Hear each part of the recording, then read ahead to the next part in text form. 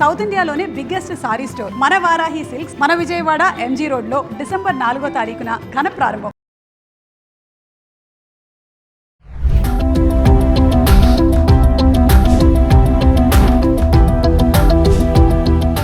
నమస్తే, welcome back to Suman TV. Present మనతో పాటు ఉన్నారు అనలిస్ట్ మందరి కృష్ణారెడ్డి గారు.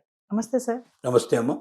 సార్, రీసెంట్గా రష్యాలో పుతిన్ అనౌన్స్ చేశారు ఏంటంటే మనకి ఇప్పుడు ఉద్యోగ అవకాశాలు రాబోతున్నాయి అని చెప్పేసి, భారతీయ నిపుణులు మాకు అవసరం ఉంది అని చెప్పేసి కూడా గతంలో కూడా మన వాళ్ళు రష్యాలో ఉద్యోగాలు చేయడము, స్కామ్స్ని ఎదుర్కోవడం ఇవన్నీ చూస్తుంటే వీసా ఇష్యూస్ కానీ ఇవన్నీ కూడా. సో ఇటువంటివి ఏమీ ఇప్పుడు జరగవు, మేము స్ట్రిక్ట్గా ఇవన్నీ కూడా చూసుకుంటాము, మీరు రండి మా దగ్గరికి అన్నట్టుగా ఇప్పుడు అవకాశాలు వస్తున్నాయి మీకు అని చెప్పేసి ఒక అనౌన్స్మెంట్ అయితే రావడం జరుగుతుంది. ఒకసారి వివరాలకు వెళ్తే పుతిన్ ఎందుకు ఈ అనౌన్స్మెంట్ ఇచ్చాడు అంటే సార్, రష్యా ప్రపంచంలో గొప్ప దేశం. ఒకప్పుడు రష్యా యుక్రెయిన్ లాంటి విడిపోయినటువంటి చాలా దేశాల సమాహారం. ఆల్మోస్ట్ ఆల్ రష్యాలో 40% విడిపోయింది, చిన్న చిన్న దేశాల కింద మారిపోయింది. ఎవరికి వాళ్ళే స్వతంత్రం ప్రకటించుకొని బయటకు వెళ్ళిపోయారు. ఇప్పుడు మిగిలిన రష్యాలో ఏమైందంటే ఇండస్ట్రీస్ ఉన్నాయి కానీ తగినటువంటి నిపుణులు లేదు. ఆ నైపుణ్యం కోరడం వల్ల ఏమవుతుందంటే ఆ ఇండస్ట్రీస్ నడవడం చాలా కష్టం ఉంటుంది. కాబట్టి వాళ్ళకి నిపుణులైనటువంటి ఉద్యోగులు కావాలి. అమెరికాలో ఎలాగైతే అక్కడ వాళ్ళకు నేర్పించి తిరిగి వెళ్ళిపోయే అవకాశాలు ఉండేట్టుగా చూడమన్నట్టుగానే రష్యాలో కూడా వాళ్ళకు నేర్పించి వెళ్ళిపోవడానికి అవకాశం ఉంది. అలా కాకుండా కొంతమంది పర్మనెంట్ దశలో కూడా అక్కడ ఉండడానికి పాసిబిలిటీస్ కూడా ఏర్పడే అవకాశాలు ఉన్నాయి. ఇలాంటి ఉద్యోగాలు మినిమం ఒక 70,000 కనీసం గుర్తించారు. బహుశా రష్యా అధ్యక్షుడు పుతిన్ నెక్స్ట్ మంత్లో మన దగ్గరికి వచ్చే అవకాశాలు ఉన్నాయి.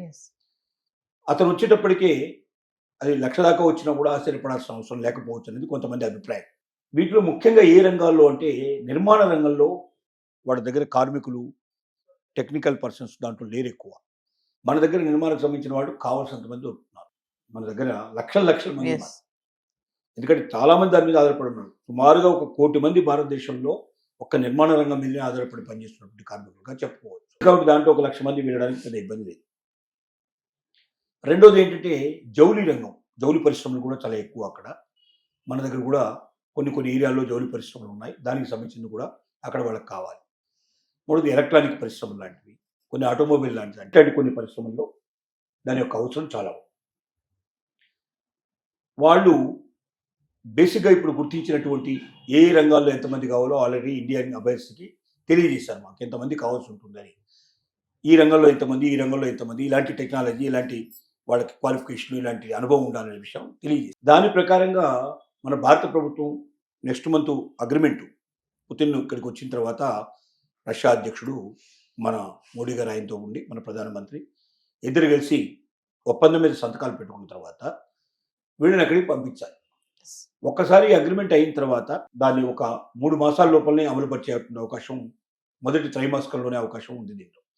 దాంట్లో భాగంగా ఏమిటి గవర్నమెంట్ ఆలోచిస్తుందంటే, గతంలో రష్యాకి చాలామంది మన వాళ్ళు పంపించారు కానీ ప్రైవేట్ ఏజెన్సీల ద్వారా పంపించారు. ఈ ప్రైవేట్ ఏజెన్సీల ద్వారా పంపించడం వల్ల వచ్చిన పెద్ద నష్టం ఏమిటంటే తప్పుడు సమాచారం ఇవ్వడం, తప్పుడు వీసాల్ని క్రియేట్ చేయడం, చాలామంది మధ్యలో పట్టుబడిపోవడం, వెనక్కి రావడం, కొంతమంది జైళ్లలో మగ్గాల్సిన పరిస్థితి ఏర్పడటం, డబ్బులు మోసం చేసి ఉద్యోగాలు కూడా ఓడి వేసుకుని లేకపోతే ఉద్యోగం దొరక్క వెనక్కి వచ్చిన వాళ్ళు చాలామంది ఉన్నారు. అలా లక్షల్లో నష్టపోయిన వాళ్ళు ఉన్నారు. చాలా దేశాలకు అట్లా వెళ్ళి వచ్చిన వాళ్ళు, మధ్యవర్తుల ద్వారా నష్టపోయేవాళ్ళు, మోసపోయిన వాళ్ళు చాలామంది ఉన్నారు. ప్రభుత్వం ఈసారి ఆ రకమైనటువంటి నష్టం జరగకుండా త్రూ గవర్నమెంట్ ఏజెన్సీస్ ద్వారానే దీన్ని పంపించేటువంటి ఏర్పాటు చేయాలని ఆలోచిస్తుంది. ప్రైవేట్ వాళ్ళకి ఎవరికి అవకాశం ఇవ్వకుండా గవర్నమెంట్ ఎక్స్చేంజ్లోనే నమోదు చేసుకొని ప్రభుత్వమే స్వయంగా ఆఫీసెస్ దీన్ని, మన దగ్గర ఎలాగో ఎంప్లాయ్మెంట్ ఎక్స్చేంజెస్ ఉన్నాయి, అన్ని రాష్ట్రాలకు ఉన్నాయి, అక్కడే దీన్ని నమోదు చేసుకొని తద్వారా వీళ్ళ క్వాలిఫికేషన్స్ అన్ని చూసి వాళ్ళు అడిగిన దానికి వీళ్ళ దానికి మ్యాచ్ అయినట్టయితే పంపాలనేది ఒకటి. రెండోది ఇంకా టెక్నికల్గా ఏమైనా ఇంకా డెవలప్మెంట్ కావాల్సి ఉంటే కూడా వీళ్ళకి షార్ట్ టైం ట్రైనింగ్ ఏదైనా ఇచ్చి పంపించాలనేది రెండో ఆలోచన. అన్నిటికన్నా ముఖ్యంగా రష్యాలో ఉన్న పెద్ద సమస్య ఏమిటంటే భాషా సమస్య. ప్రపంచ దేశాల్లో చైనా, అమెరికా, జపాన్, జర్మనీ ఇలాంటి చాలా దేశాల్లో ఇంగ్లీష్ నడవదు. అక్కడ స్వయంగా ఉండేటువంటి దేశం ఆ భాషనే మనం నేర్చుకోవాల్సి వస్తుంది. చైనాలో ఎవరైనా చదువుకోదలుచుకుంటే చైనా భాష కంపల్సరీ నేర్చుకోవాల్సిందే. చైనాలో ఉద్యోగం చేసుకున్నా కూడా చైనా భాష వచ్చి ఉండాల్సిందే. అలాగే రష్యా అయినా అదే, జర్మనీ అయినా అదే. ఇలాంటి అవకాశాలు ఉన్నాయి. మన వాళ్ళు ఏమనుకుంటారంటే ఇంగ్లీష్ మాట్లాడితే ప్రపంచంలో ఎక్కడికైనా వెళ్ళొచ్చు అని ఇద్దరు తెలుగు వాళ్ళు కలిస్తే ఇంగ్లీష్లో మాట్లాడుకునే ప్రయత్నం చేస్తారు. కానీ రష్యా వాళ్ళు అలా కాదు. వాళ్ళ భాష మీద చైనా కానీ, రష్యా కానీ, జర్మనీ కానీ వాళ్ళు వాళ్ళ భాషగా ప్రాధాన్యత ఇస్తారు. వాళ్ళ భాష నేర్చుకున్నాక ఆ భాషలోనే చదువుకోవాలి అక్కడ. కాబట్టి రష్యన్ భాషను కూడా ముందే నేర్పించి పంపించినట్టయితే కనీసం ప్రవేశం అన్న 100% ప్రావీణ్యత కాకపోయినప్పటికీ బేసిక్ నాలెడ్జ్ అన్న రష్యాలో నేర్పించినట్టయితే చిన్న చిన్న విషయాలకి ఇతరుల మీద ఆధారపడకుండా తెలుసుకునే అవకాశం ఉంటుంది. కొన్నాళ్ళు పోయిన తర్వాత అక్కడ అలాగే ఆటోమేటిక్గా అలవాటైపోతుంది, భాష అలవాటైపోతుంటుంది. భాష నేర్చుకుంటూ ఉంటాం. మన చుట్టుపక్కల ఉండే వాళ్ళందరూ అదే భాష మాట్లాడినప్పుడు మనం కూడా ఆ భాష మనకు అలవాటుంది. ఇవాళ హైదరాబాద్లో ఉండేవాడు ఎంతో కొంత హిందీయో ఉర్దూ మాట్లాడతాడు. అది హిందీయో ఉర్దూవో తెలియదు కానీ మొత్తం ప్రపంచంలో అన్ని భాషలు కలిపి ఒక భాష తయారు చేశారు. దాన్ని హైదరాబాద్ ఉర్దూ అంటారు, హైదరాబాద్ హిందీ అని పిలుస్తారు దాన్ని. ఇది రాకుండా ఉండరు.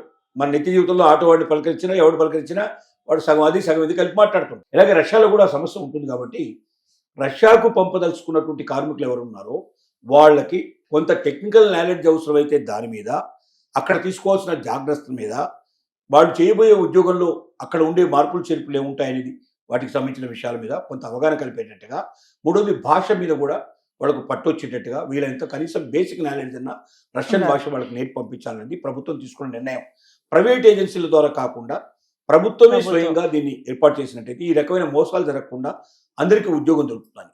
ప్రభుత్వానికి ఏమిటి దీనివల్ల లాభం అంటే, ముందుగా ప్రభుత్వం ఆలోచించేది ఒక నిరుద్యోగ సమస్యను కొంతవరకన్నా తగ్గించే అవకాశం ఉంది. 1,00,000 మంది సుమారుగా 70,000 నుంచి 1,00,000 మందికి ఒకేసారి ఉద్యోగం దొరకడం అంటే అంతమందికి ఒక ఉద్యోగ కల్పన చేసినట్టే కదా. ప్రభుత్వాల బాధ్యతే కదా అందరికీ ఉద్యోగం కల్పించాల్సిన బాధ్యత. కాబట్టి కొంతన్నా బర్డెన్ తగ్గుతుంది. అది ఎంతైనా కావచ్చు, 1%, 0.5%, 2% ఎంతో కొంత తగ్గే అవకాశం ఉంటుంది. కాబట్టి ఆ రకంగా కొంత బర్డెన్ తగ్గుతుంది. రెండోది ఏంటంటే, వెళ్ళిన వాళ్ళందరూ కూడా విదేశీ మారక ద్రవ్యం మన దగ్గరికి పంపిస్తారు. ఈ వెళ్ళినటువంటి కార్మికులు అక్కడ పనిచేసినప్పుడు వచ్చిన డబ్బు మళ్ళీ తిరిగి డాలర్ల రూపంలో విదేశీ మారక ద్రవ్యంలో మనకు వస్తుంది. మనకు కావాల్సింది అది. విదేశీ మారక ద్రవ్యం ఎంత మనకు వస్తే అంత ఎక్కువగా మనం ఎక్స్పోర్ట్ చేసుకోవడానికి, ఇంపోర్ట్ చేసుకోవడానికి మనకు వస్తుంది మనకు. రెండోది ఏంటంటే, ఇతర దేశాల మీద మనం ఆధారపడాల్సిన అవసరం లేకుండా మనకు ఉంటుంది. మనం స్ట్రాంగ్గా తయారయ్యే అవకాశం ఉంటుంది. అలాగే దేశాన్ని అభ్యున్నతి పదంలో నడిపించాలంటే రీసోర్సెస్ పెంచుకోవాలి. అలా పెంచుకోవడానికి రష్యాకు వెళ్ళినటువంటి 70,000 నుంచి 1,00,000 మంది వాళ్ళు ప్రతి నెల సంపాదించే సంపాదన చాలా కోట్ల మీద ఉంటుంది, వేల కోట్ల మీద ఉండే అవకాశం ఉంది. ఇంత డబ్బులో కొంత భాగం అన్నా ఇండియాకు వచ్చే అవకాశం ఉంటుంది. తద్వారా ఇండియా ఇంకా కొంత బలోపేతం అవ్వడానికి అవకాశాలు ఉంటాయి. రెండోది, అక్కడ ఉన్న టెక్నాలజీ నేర్చుకొని వస్తారు. మన టెక్నాలజీ అక్కడ ఇవ్వడమే కాకుండా అత్యాధునికమైన టెక్నాలజీ, మనకన్నా గొప్పగా టెక్నాలజీలో వాళ్ళు డెవలప్ అయి ఉన్నారు. కాబట్టి వాళ్ళ టెక్నాలజీ నేర్చుకుంటే రేపు ఇండియాకు వచ్చినప్పుడైనా ఇంకా వీళ్ళు మరింత నైపుణ్యంతో పనిచేసే అవకాశం ఉంటుంది, మరింత గొప్పగా రాణించే అవకాశం ఉంటుంది. ఇండియాకు వచ్చి ఉద్యోగం చేయకపోయినా స్వతంత్రంగానైనా సరే వాళ్ళు దాన్ని ఇక్కడ అమలు చేయడం ద్వారా వాళ్ళ ఉపాధి అవకాశాలు మెరుగుపరచుకోగలరు. ఉద్యోగంలో చేరినా మెరుగైన ఉద్యోగంలో చేరే అవకాశం ఉంటుంది. అక్కడికి వెళ్ళడానికంటే ముందు చేరిన ఉద్యోగానికి, అక్కడి నుంచి వచ్చి చేరే ఉద్యోగానికి చాలా మెరుగైన ఉద్యోగం అవకాశం ఉంటుంది. కొంతమంది అక్కడ స్థిరపడడానికి కూడా పాసిబిలిటీస్ ఉండొచ్చు.